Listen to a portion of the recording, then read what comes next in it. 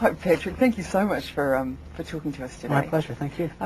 #1 show in New Zealand. Oh, that's great to know. That's wonderful. Yeah, Thank you very much. But I must say something though about the universal themes that go on, which are friendship and angst and all of those. Sure. Things.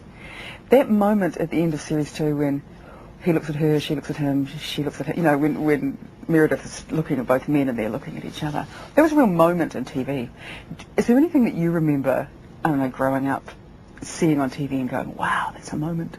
I'm never going to forget that. Oh, a moment that sort of you think stuck about? with you, yeah. Oh, that's a good question. I'm trying to think of there was more defining moments in sports for me than it was anything on like a drama. I think sort of like Olympic moments and things like that. Do you remember one Olympic moment that you stayed? Franz Klammer winning the downhill, I think that was an amazing run. That was one thing. I know it's obscure, but you're asking me. I mean, those were defining moments for me. Yeah. But certainly when the U.S. beat Russia, in the hockey moment. Yeah. Carl Lewis was pretty awesome. Yeah, I've always been in the Winter Olympics, so the summer stuff has never been that of an impact for me. But I think those are probably moments where you relive. And certainly when the Red Sox won. There was a home run hit, and what was it, the playoffs? Game 7? Carl Fisk hit the home run, and he was doing the whole thing. Will that go? That was a defining moment. We lived over and over in the playground, playing that moment out as a child. So that. So did you have a favourite TV show? Did you watch much TV and have a sort of like, oh, I've got to watch that tonight? Starsky and Hutch is on, or whatever.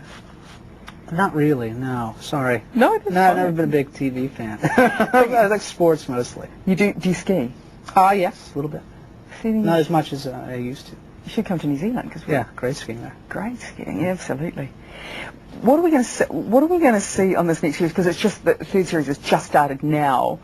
The third season. Yes, third season. Yeah, okay. It's just started now. So is he going to take this? Is he going to take this rubbish from her? Being which one? Being one of two men she's choosing from. I mean, a lot of men would be very uncomfortable with that. Well, yeah. I mean, it plays itself. I don't know how many episodes they've shown, but it sort of plays itself out, and they work it out. And there's a certain competition that's there between the two that they sort of take to and start to have fun with. Oh, wow. How they can outdo each other to win her over.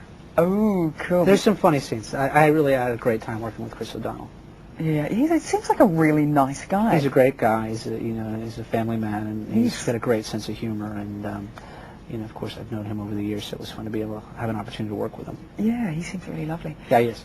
You sacrifice things, as you gain fame, you have to sacrifice things. Is there anything that you miss from your old life, from pre-fame life?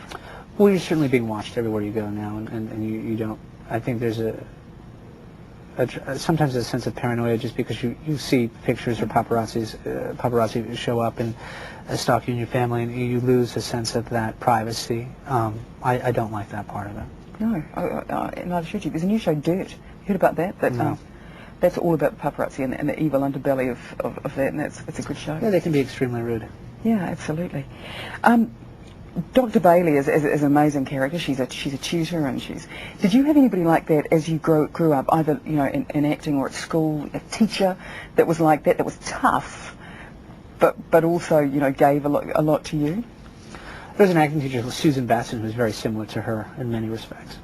Wow. Who was like that? Yeah.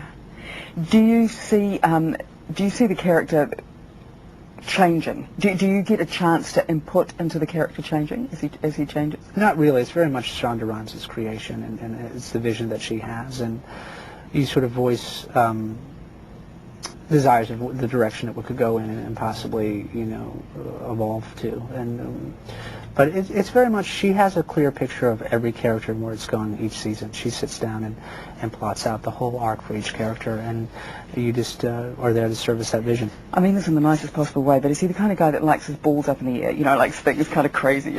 He likes them sometimes up in the air, certainly. Thank you. I know, I suddenly realized I said that. But who doesn't? I like my balls up in the air every now and then.